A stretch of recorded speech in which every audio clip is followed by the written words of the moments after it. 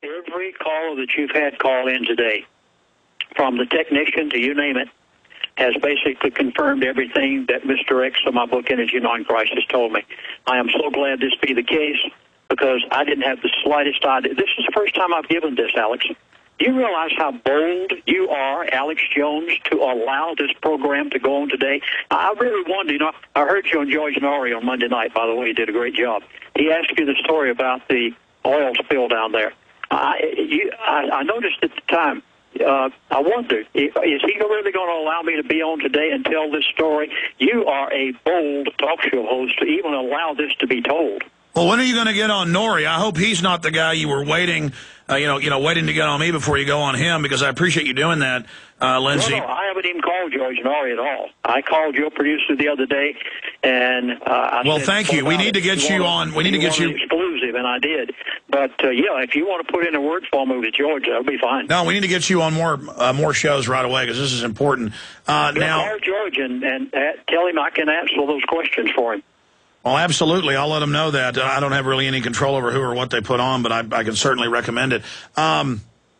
Just expanding on that, though, you're saying it was an accident, but they're going to let it continue to flow as a pretext to take over. Is that what you said earlier? Well, they can't stop it. They have no way in the world of doing anything about this except a nuke. And so they're not going to let a good crisis go to waste, and they're going to use that then. I just want to put words in your mouth, but is that what you said last hour? Okay. I have been told it was intimated. You know how they have a way of saying, Now, Chaplain, you know this to be true.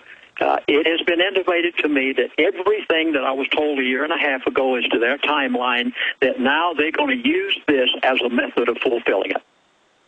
And if people want to know what that timeline is, they can call our toll-free number, and we have 6 DVDs on it. Yeah, that's amazing, because this information dovetails, again, I keep using that word dovetails, but hooks into past info. Mike, anything else from New Orleans? Not really, Alex, other than I have asked my sources that are deep in there to go ahead, and they're going to get back to me shortly with any new information, if they have witnessed any arrest and what for, who's doing the arresting, what charges, those kind of things is what I've asked them to check into. And so there's like strong men stomping around, letting Louisianans know that they're the boss. I mean, because people keep describing them as thugs, even in other newspapers. I mean, so I guess they just walk up with like a wrench and go, "This is our area now, boy. You do what BP says. And don't you get up with that we're flooding you with oil." I mean, I hate to do the Italian mobster accent, but I mean, what are they doing? They have got the people so intimidated down there that they're afraid to even talk among themselves. Strangers, you just have to, it's like pulling teeth. So whatever they're doing is rough. Well, that's like they have a article today in the Wall Street Journal which talks about the vanity of airline passengers, and it says they don't like the body scanners or being strip searched in public. They're scum, basically. Where everything's backwards. It's like, you don't like being strip searched, now they strip search you. You don't like having DNA taken without a warrant on the side of the highway. You're a vain piece of garbage. Not you have rights, you have dignity. Not you don't want to be humiliated. I mean, it's just everything is like going into flux where they're like converting us over to pure evil at every level. Mike, I appreciate your call. Stay in contact. Well, you got to remember that these communities down there are very, very small, so it's not that hard to go ahead and overtake them. No, I'm not bashing these people. I just somebody needs to stand up for them. And these BP guys, though, they want to intimidate and be the boss because they know they've done wrong and are destroying these communities. And so it's like, you do what we say, get down there. That way they're already dominating them so the people never get angry and stand up against them. And, I mean, next they'll be calling the locals terrorists. You don't like oil all over you? You're a terrorist. You don't like Obama banning all fishing out here even though there's no oil? You're a terrorist. You don't like giving your rights up? You're a terrorist. And it might be, I mean, literally, it's like Homeland Security dealing with evil terrorists in Louisiana. Maybe they caused the oil spill. Maybe it's their fault, or maybe they're with Al-Qaeda. Maybe bin Laden's hiding in New Orleans. Maybe tactical nukes are needed there. I mean, I'm being sarcastic, but that's the absurdistness of it. Let's talk to John in Louisiana. A lot of calls from there. John, you're on the air. Thanks for holding.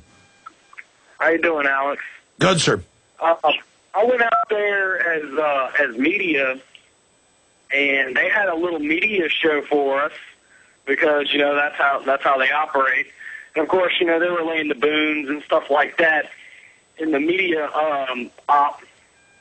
But you can look down the beach, and there's no cleaning crews, none of that. The military is over there, and they're acting really suspicious. They don't talk. They're always, like, watching you, always looking at their feet. Well, they don't talk to slaves. You're just there to pay taxes. You're nothing but a blood bag to feed the New World Order. Now specifically, yeah, they're having some photo ops, and so you were brought down to be shown a photo op, but then you noticed it was just a photo op. Yeah, I mean, you could tell. I'm sure the mainstream media that was also there with us knew it was a photo op, but, you know, they don't care. Most of them don't. Well, how much oil did you see in the surrounding areas there in Louisiana? Oh, man.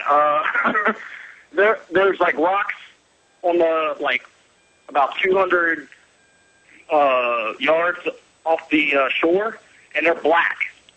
And there's it looks like orange, brownish-looking thing. It's really nasty looking.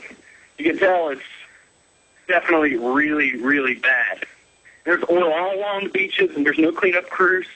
And when they showed the most cleanup crews is when the media was shooting their cameras.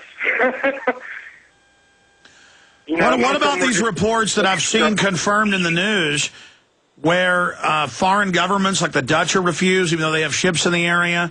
The military is not allowed to help, that the military will demand that we've got to count these booms over and over again for 5-6 days, and then they say, now we're not going to allow you to put the booms out. I mean, that's confirmed. Why does the military go along with those orders, Lindsey Williams?